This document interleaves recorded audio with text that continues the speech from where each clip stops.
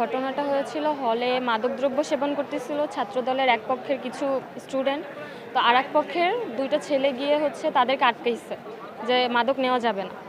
তো এটা নিয়ে আমাদের কলেজের যে ছাত্রদলের সভাপতি আছে তরুণ, উনি গিয়ে একটা বিচার করে দিচ্ছে। বিচার করার পর ঝামেলাটা তো ওইখানেই শেষ হয়ে যাওয়ার কথা ছিল, কিন্তু ঝামেলাটা ওখানে শেষ হয়নি। তারা যাদেরকে আর কি আটকাইছে, যারা মাদক নিচ্ছিল, তারা এসে যারা প্রতিবাদ করছে তাদেরকে বাহিরে পেয়ে মারধর করছে।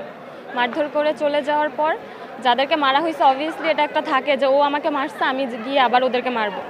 তো ওরা গিয়ে আবার ওদেরকে মারছে।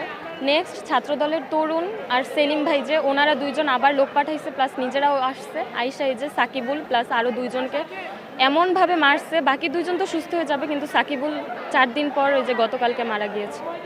তো মেইন কারণ কেন ওরা প্রতিবাদ করলো। আমাদের নিরাপত্তা নিয়ে আমরা অবশ্যই চিন্তিত। আমাদের জীবনের নিরাপত্তা নেই। আমরা এই যে এখন স্টেটমেন্ট দিচ্ছি, এরপরে তারা যে কোনো স্টেপ নিতে পারে আমাদের বিরুদ্ধে, ইনফ্যাক্ট মেরেও ফেলতে পারে।